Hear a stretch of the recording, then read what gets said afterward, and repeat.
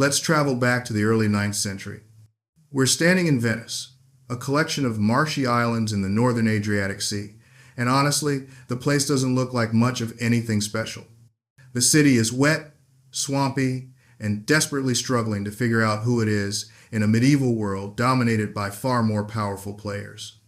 There's the Byzantine Empire to the east, the Holy Roman Empire looming over Europe, and somewhere in between is Venice, small, damp, and searching for legitimacy. The problem facing Venice's leaders was fundamentally a spiritual one. In medieval Europe, religious authority was everything. A city's prestige, its power, and its ability to command respect from others, all of these things were deeply tied to which saints it possessed and which relics it could claim. It wasn't just about faith either. These weren't merely pious considerations. They were matters of hardcore political and economic strategy. A major saint meant pilgrims. Pilgrims meant money. Money meant power. It was a simple equation, and the Venetian leadership understood it perfectly. By the early 800s, Venice did have a patron saint. His name was Saint Theodore, a Roman soldier from centuries past who had refused to worship pagan gods and paid for it with his life. But here's the embarrassing part for Venice. Saint Theodore wasn't exactly a household name among Christians. He wasn't an apostle. He didn't write one of the Gospels. He was respectable, sure, but unremarkable.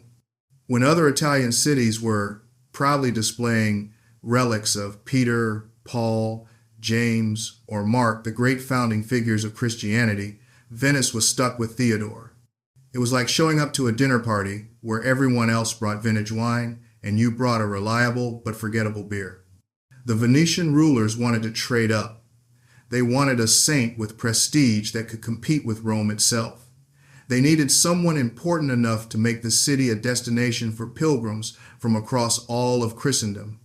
They needed an evangelist, one of the four gospel writers, the very friends and students of Jesus Christ himself. And the absolute perfect candidate was staring them right in the face from history, St. Mark. Mark had connections to northern Italy. According to Christian tradition, he had preached in Aquileia, a mainland city near Venice. According to legend, when Mark traveled through the lagoon where Venice would one day be built, an angel appeared to him and said in Latin, Pax tibi, Mars evangelista meus. Peace to you, Mark, my evangelist. The prophecy continued. His body would one day rest in Venice, and a glorious and eternal city would be built to honor him. It was perfect mythology. It was fate written in divine script. There was just one tiny problem. St. Mark's actual body was thousands of miles away, locked in Alexandria, Egypt, in Muslim-controlled territory where Christian relics were increasingly under threat. Possession was 9/10 of the law, and Venice didn't have possession, but that was about to change. It's 828 AD. The city of Alexandria, one of the ancient world's greatest centers of learning and culture, is no longer what it once was. The Arab conquest of Egypt in the 640s changed everything for Christians living there. Under Muslim rule, Christians could technically practice their faith, but it was fragile. There was constant pressure, occasional persecution, and a creeping sense that the old Christian monuments and treasures were under siege. Mosques were being built. Christian churches were being dismantled for their valuable materials. The future looked increasingly precarious for relics and holy sites. Two Venetian merchants arrived in Alexandria that year. Their names were Buono da Malamaco and Rustico da Torcello. They weren't treasure hunters or mercenaries, they were traders, which in medieval Venice was actually an incredibly lucrative and prestigious profession. These were clever, well-connected men who understood commerce, geography, and opportunity. According to the accounts that have survived to us, they visited the church where St. Mark's body lay to pay their respects. While they were there, they supposedly met with the church's custodians, a monk named Storazio and a priest named Theodore. And here's where the plot thickens. These holy men told the Venetian merchants a story that must have sounded like music to their ears. The Muslim governor of Alexandria, they explained, had issued an order. He wanted to use the marble and columns from the Christian churches in the city to build a palace in Babylon. The great church where St. Mark lay was at risk.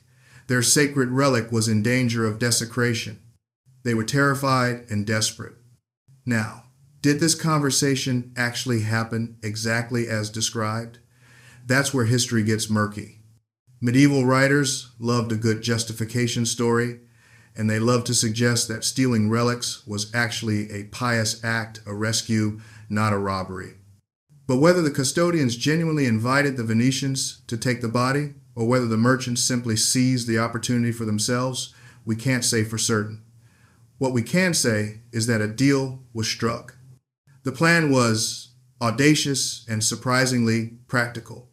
Instead of removing St. Mark's remains openly, which would certainly have caused an uproar, the Venetians replaced them with another body. They found the remains of a martyr named St. Claudia in the same church and left those in Mark's place.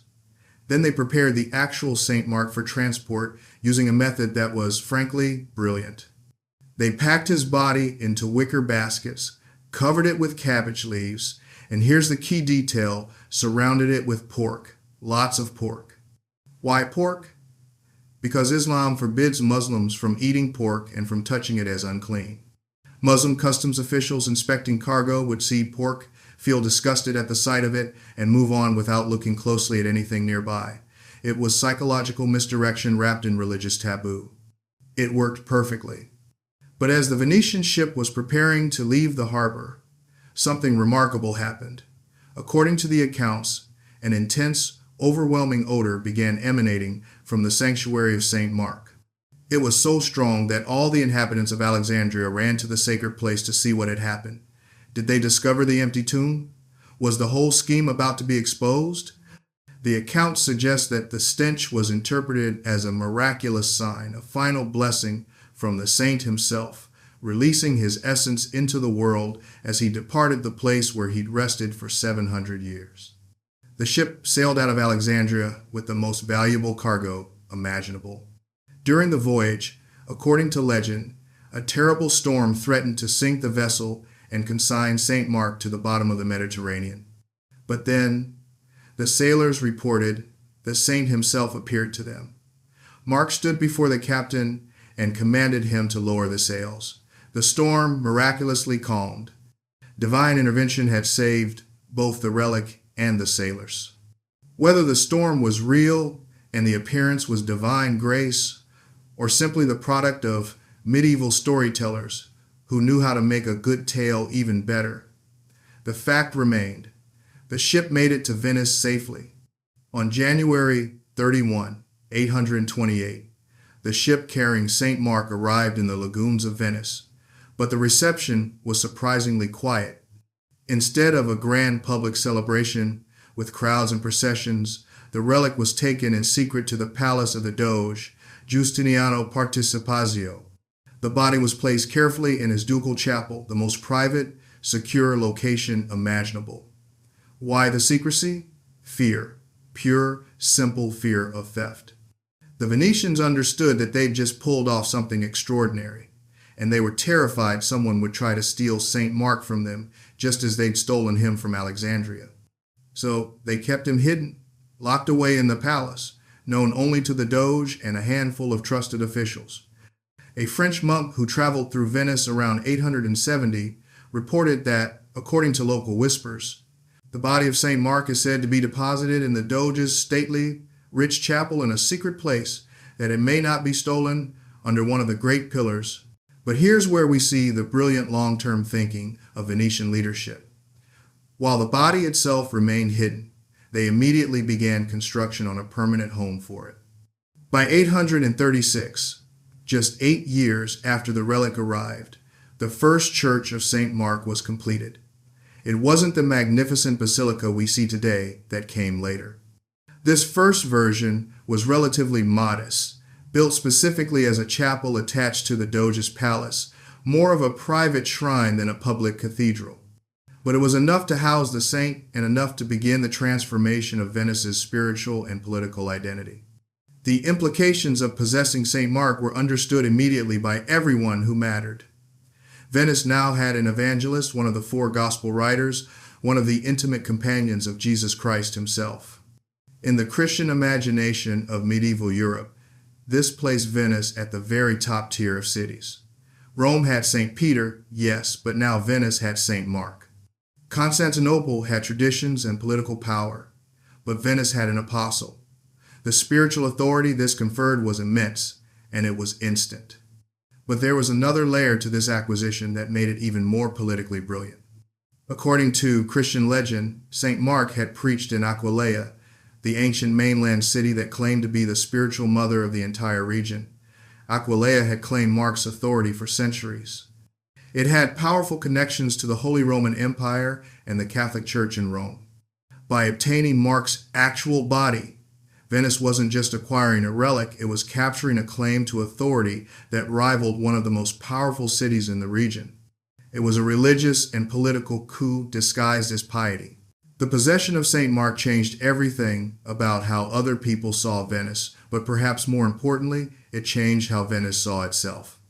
The Doge Giustiniano Participazio, who had inherited the decision to rescue the relics, immediately began lavishing resources on the basilica and on making St. Mark central to Venetian identity.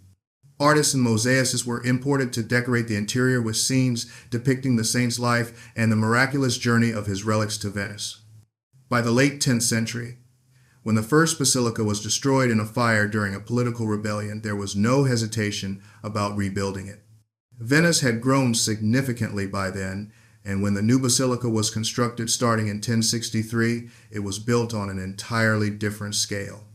This was the cathedral we largely recognize today, a marvel of Byzantine architecture, covered in marble and stone brought from across the Mediterranean world.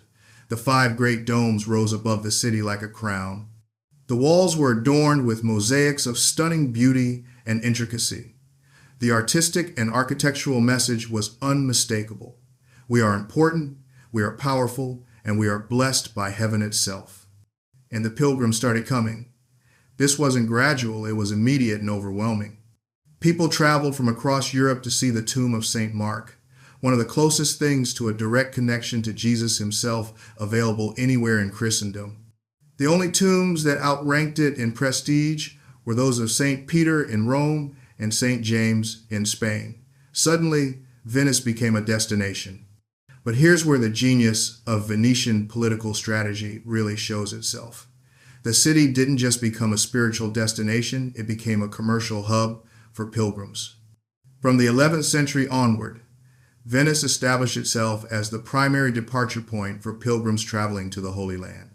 If you were a Christian in Europe and you wanted to visit Jerusalem, Bethlehem, or the other sacred sites, you went to Venice. The city controlled the routes. The city provided the ships. The city charged transportation fees for lodging, for provisions, and for every service a pilgrim might need. This was tourism before tourism existed in the modern sense, and Venice had essentially invented the entire industry. Hundreds of thousands of pilgrims streamed through the city over the centuries. They spent money. They needed food and water. They needed places to sleep. They bought souvenirs, small reliquaries, blessed tokens, and images of St. Mark. They paid for masses and prayers in the basilica. Every single one of these visitors represented wealth flowing into Venice's coffers. The genius of it was that religious devotion and economic profit became completely inseparable. You couldn't go on pilgrimage without enriching Venice. You couldn't venerate St. Mark without spending money on Venetian shipping, Venetian lodging, and Venetian services.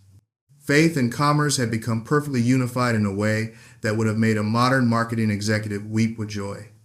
In the late 11th century, something happened that would accelerate Venice's rise even further: the Crusades. When Pope Urban II called for Christian armies to recapture the Holy Land from Muslim control, the response from across Europe was overwhelming. Hundreds of thousands of soldiers, pilgrims, and hangers-on began moving eastward toward the Mediterranean, desperate to reach the holy sites, and they couldn't get there without Venice. Venice's location at the head of the Adriatic Sea, with the perfect deep-water harbor and the best-trained navy in Europe, made the city absolutely indispensable. The Venetians didn't just offer transportation, they offered security, organization, and expertise that no other power possessed. The city's merchants negotiated trade contracts with the Byzantine Empire that gave them access to the richest markets in the known world. They were granted tax exemptions and special trading privileges that gave them a commercial advantage no one else could match. By the time of the Fourth Crusade in 1204, Venice's grip on Mediterranean trade and power was nearly total. The Crusaders themselves actually attacked Constantinople, the great Byzantine capital that had once been Venice's superior. But Venice wasn't fighting those Crusaders. Instead, they were financing them, transporting them, and ultimately profiting from them. It's a stunning example of how a small city with intelligence, geography, and one stolen saint's body could become the dominant power in an entire region. The presence of St. Mark's relics in Venice meant that the city wasn't just a commercial hub, it was a spiritual center that could command the devotion of millions. The basilica became not just a place of worship, but a symbol of Venetian prestige, a physical manifestation of the city's wealth and power. Each doge who came to power added to it more mosaics, more treasures, and more golden ornaments. The basilica became so famous, so magnificent, that it attracted visitors from across the known world, even if they weren't pilgrims heading to the Holy Land. By the 12th and 13th centuries, Venice had effectively become an empire. It controlled territories across the Mediterranean and into the Adriatic. It dominated trade routes and maritime commerce. It had the most powerful navy in the world and the most sophisticated banking system. And at the very center of this empire was St. Mark and his basilica. The economic model that Venice had created was almost absurdly effective. The basic structure worked like this. A pilgrim from, say, France or Germany would decide to travel to the Holy Land. They couldn't go on their own, the journey was dangerous, the routes were uncertain, and bandits controlled the roads. They needed to go by sea, which meant they needed Venice. They would travel to Venice, pay for passage on a Venetian ship, pay for Venetian lodging while they waited for departure, buy provisions from Venetian merchants, and often spend time visiting St. Mark's Basilica, paying for prayers and masses, and viewing the relics. When the pilgrims arrived, they would marvel at the basilica. They'd see the golden mosaics covering every surface, the treasures that had been collected from across the world, and the precious stones and metals that decorated the altar. The message was impossible to miss. St. Mark is here, and Venice is blessed. And if Venice is blessed, doesn't that mean the Venetian merchants and bankers and sailors are particularly virtuous? Shouldn't you trust them with your money and your safety? It was brilliant propaganda dressed up as piety. Every pilgrim who visited the basilica became an ambassador for Venice. They'd return home with stories of the magnificent basilica, the incredible treasures, and the spiritual power they'd felt in the presence of St. Mark. Venice's reputation spread, attracting more pilgrims, which meant more money, which meant the basilica could be made even more magnificent, attracting even more pilgrims. It was a self-reinforcing cycle of prosperity and prestige. The wealth that flooded into Venice was staggering. Unlike cities that had to rely on manufacturing or agriculture, Venice had essentially created an economy based on its position as an intermediary, as the place where East and West met, where commerce flowed through, and where spiritual authority resided. By the 13th century, Venice was the wealthiest city in Europe. By the 15th century, it had become the printing capital of the world and maintained a monopoly on spice trading from India through the Muslim lands.